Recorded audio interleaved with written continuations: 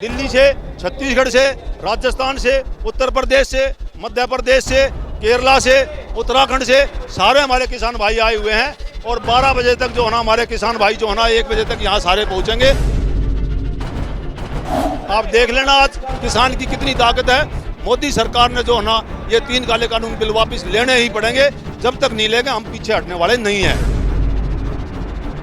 मोदी सरकार जो चल रही है आज वो अडानी और अंबानी से चल रही है, क्योंकि अडानी और अंबानी जब चुनाव आता है तो इनके चुनाव में पैसे लगाते हैं, इसीलिए मोदी सरकार झुकना नहीं चाहती। तबादला कर दिया गया एसडीएम का, प्रमोशन कह रहे हैं कि प्रमोशन कर दी गई है। क्या लग रहा है कि पहले गलती करो फिर माफी मांग के उसकी प्रमोशन करो? ये इनकी सबकी चाल है। वो ट्रांसफर नहीं किया, उसको उस चीज का जो है इनाम दिया गया है, उसका प्रमोशन किया गया है, चीफ सेक्रेटरी बनाया गया है उसको।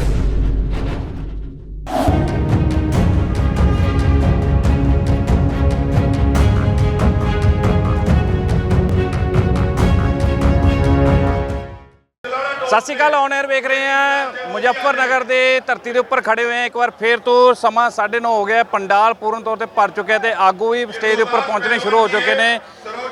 हरियाणा और छत्तीसगढ़ जितों आगू आए हुए ने, गलबात करते हैं। सर कहाँ से पहुँचे हो आप? आज महापंचायत इतनी बड़ी हो रही है, आज तो मुझे लग रहा है कि मोदी सरकार को मानना ही पड़ेगा। ऐसा है जी, मैं जो है छत्तीसगढ़ का किसान हूँ और किसान का बेटा हूँ और किसान के दर्द को नज़दीक से देखा है और सहाया है। मोदी सरकार जो ये 3 काले कानून बिल लाई है, जब से हम किसान भाई सारे किसानों के बीच में है। ये किसान आंदोलन आज 9 महीने से चल रहा है। हरियाणा टीकरी बॉर्डर पे, गाजीपुर बॉर्डर पे और सिंगू बॉर्डर पे, ढासा बॉर्डर पे, शाहजहाँपुर बॉर्डर पे, हमारे सारे बॉर्डरों पे हमारे किसान भाई बैठे हुए हैं। फर्स्ट टाइम में जो ये आंदोलन चालू हुआ था, ये पंजाब से आंदोलन चालू हुआ था, अमृतसर से चालू हुआ था। उस आंदोलन में भी हम किसान गए थे। और ये जो कह रहे हैं ना मोदी सरकार कि भी हम एक फ़ोन की दूरी है, वे बिल्कुल गलत बोल रहे हैं। एक फ़ोन की दूरी है तो फ़ोन नंबर है किसके पास? हमारी जो है पहले किसान यूनियन की फर्स्ट टाइम में जब हमारा आंदोलन चालू हुआ, उस टाइम पे हमारी 12-13 मीटिंगें हुई, लेकिन उसके पश्चात आज 9 महीने हो गए। 7 महीने से किसी प्रकार का सरकार की तरफ से कोई न्योता नहीं दिया गया हमारे को। और हमारे को किसानों को एक बदनाम करने की यह साजिश कर रहे हैं कि भी ये खालिस्तानी है, उग्रवादी है। आप ये देख लीजिए, आज ये मुजफ्फरनगर में क्या ये किसान खालिस्तानी दिखाई देती हैं, उग्रवादी दिखाई देते हैं? हम जब तक मोदी सरकार ये 3 काले कानून बिल वापस नहीं लेते, इसी तरह से धरने और प्रदर्शन अपने जारी रखेंगे। और हमारे सहयोगी मोर्चे का आज जो भी आदेश होगा, उस आदेश का हम पालन करेंगे अपनी मजबूती के साथ में। और हमारे इधर से दिल्ली से, छत्तीसगढ़ से, राजस्थान से, उत्तर प्रदेश से, मध्य प्रदेश से, केरला से, उत्तराखंड से सारे हमारे किसान भाई आए हुए हैं और 12 बजे तक जो है ना हमारे किसान भाई जो है ना 1 बजे तक यहाँ सारे पहुँचेंगे। आप देख लेना आज किसान की कितनी ताकत है। मोदी सरकार ने जो है ना ये 3 काले कानून बिल वापस लेने ही पड़ेंगे। जब तक नहीं लेंगे हम पीछे हटने वाले नहीं हैं। खट्टर सरकार बार बार लाठीचार्ज करवा रही है किसानों के ऊपर, क्या ये तानाशाही नहीं है?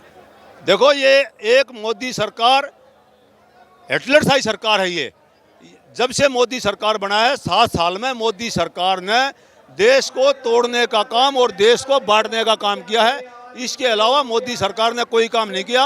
वह हरियाणा में खट्टर ने जो करनाल में जो हादसा हुआ, जो डीएम ने जो है ना लाठीचार्ज के खुलेआम जो है ना आदेश दे दिए कि किसानों के सर फोड़ दो। किसान इतना कमज़ोर नहीं है कि जो ना मार खा के अपने घर में बैठ जाएगा।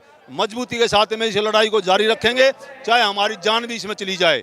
जय हिंद, जय भारत, जय जवान, जय किसान। लग रहा नहीं कि जो करनाल में सारा कुछ हुआ है जानबूझ के किया गया? ये सारा नहीं, ये बिल्कुल जो है ना सरकार की एक रणनीति थी और रणनीति के तहत ये किसान को डराने का काम, धमकाने का काम किया है कि किसी तरह से किसानों के ऊपर डरा धमका के इनको केस बना के इनको आंदोलन को ख़त्म करने की कोशिश कर रहे हैं। इन जब से हमारा किसान आंदोलन चल रहा है, जब से कई बार नहीं 15-20 बार जो है ना किसान आंदोलन को ख़राब करने की चेष्टा करी है, लेकिन एक किसान आंदोलन ख़राब होने वाला नहीं है। किसान एक मजबूत है और किसान जो है ना एक देश का अन्नदाता है। ये पूरे देश को जो है ना अन्न खिलाता है और ये किसान की ताकत आज मोदी सरकार में पता लग जाएगा किसान में कितनी ताकत है। आप भी किसान हो, इतना समय क्यों लग रहा है, क्यों नहीं सुनवाई हो रही है, ये मोदी सरकार क्यों नहीं सुन रही, मीटिंगें कर रही है? सरकार ने अडानी और अंबानी से कांटेक्ट कर लिया गया है। अडानी और अंबानी के कई कई हजार एकड़ में बड़े बड़े गोदाम बना दिए गए हैं स्टील के, रेलवे लाइन बिछा दी गई है। मोदी सरकार जो चल रही है आज वो अडानी और अंबानी से चल रही है, क्योंकि अडानी और अंबानी जब चुनाव आता है तो इनके चुनाव में पैसे लगाते हैं, इसीलिए मोदी सरकार झुकना नहीं चाहती।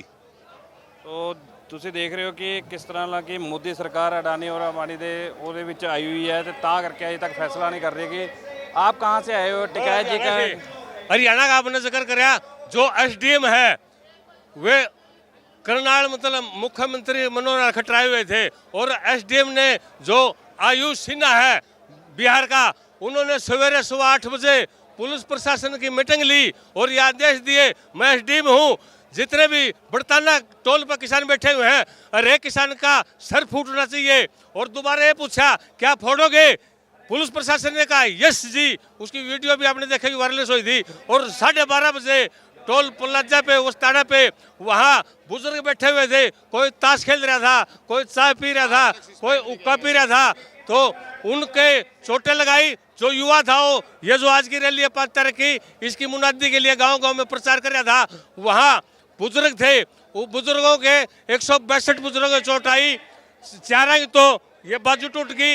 एक भाई था 23 साल का, उसकी नाक की हड्डी टूट गई, डॉक्टर के पास गए, डॉक्टर ने दोनों आंखों की नस और बता दी, वो अंधा हो चुका।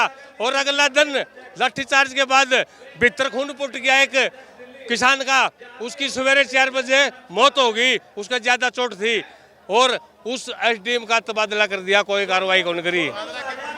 तबादला कर दिया गया एसडीएम का, प्रमोशन कह रहे हैं कि प्रमोशन कर दी गई है। क्या लग रहा है कि पहले गलती करो फिर माफ़ी मांग के उसकी प्रमोशन कर? ये इनकी सबकी चाल है, वो ट्रांसफ़र नहीं किया, उसको उस चीज़ का जो है इनाम दिया गया है, उसका प्रमोशन किया गया है, चीफ सेक्रेटरी बनाया गया है उसको।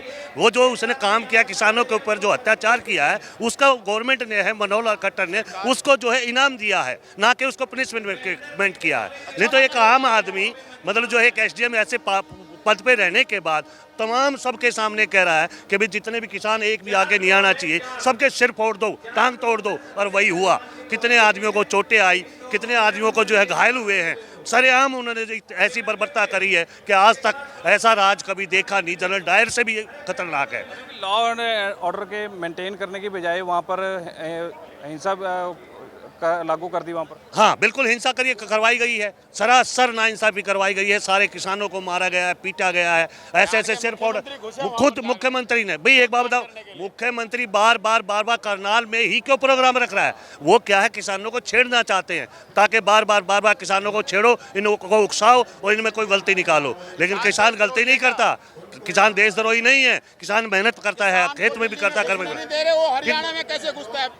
दिल्ली में नहीं घुसने दे रहे, सरकार का केजरीवाल सरकार है, वो एक तरफ तो कह रही है हम किसानों के साथ हैं, फिर अंदर क्यों नहीं जाने दे रहे? नहीं, कोई केजरीवाल सरकार, उन्होंने जो है केजरीवाल सरकार ने 22 नवंबर को पिछले उस पे एक जो है उन्होंने जो ये कानून था वो उसका अध्यादेश भी पास कर दिया। जब उसने देखा ना कि पब्लिक जो है सारी एक तरफ है, तब वो घूमा है, तब उसने देखा मेरी वोट चली जाएगी, इसलिए वो घूमा है। नहीं, कोई केजरीवाल उसके साथ नहीं है, कोई भी बस। तो ਤੁਸੀਂ ਦੇਖ ਰਹੇ ਹੋ ਕਿ ਕਿਸਾਨ ਜਿਹੜੇ ਹੈਗੇ ਭੜਕੇ ਹੋਏ ਨਜ਼ਰ ਆ ਰਹੇ ਨੇ। ਅੱਜ ਮੁਜ਼ੱਫਰਨਗਰ ਦੀ ਧਰਤੀ ਦੇ ਉੱਪਰ ਪੂਰਾ ਜਿਹੜਾ ਕਿਸਾਨ ਜਥੇਬੰਦੀਆਂ ਇੱਥੇ ਪਹੁੰਚੇ ਹੋਏ ਨੇ। ਤੁਸੀਂ ਤਸਵੀਰਾਂ ਦੇਖਦੇ ਪਏ ਹੋ ਕਿਸ ਤਰ੍ਹਾਂ ਨਾਲ ਪੰਡਾਲ ਪੂਰਨ ਤੌਰ ਤੇ ਭਰ ਚੁੱਕਿਆ, ਪਰ ਹਜੇ ਕੁਝ ਸਮਾਂ 9:30 ਹੀ ਹੋਏ ਨੇ ਤੇ ਪੰਡਾਲ ਇੰਨਾ ਭਰ ਚੁੱਕਿਆ ਹੈ ਕਿ ਇੱਥੇ ਪੈਰ ਰੱਖਣ ਨੂੰ ਵੀ ਜਗ੍ਹਾ ਨਹੀਂ ਮਿਲਦੀ ਪਈ ਹੈਗੀ। ਮੁਜ਼ੱਫਰਨਗਰ ਤੋਂ ਕੈਮਰਾਮੈਨ ਗਗਨ ਦੇ ਨਾਲ ਕੁਲਵਿੰਦਰ ਘੁੰਮਣ ਦੀ ਰਿਪੋਰਟ।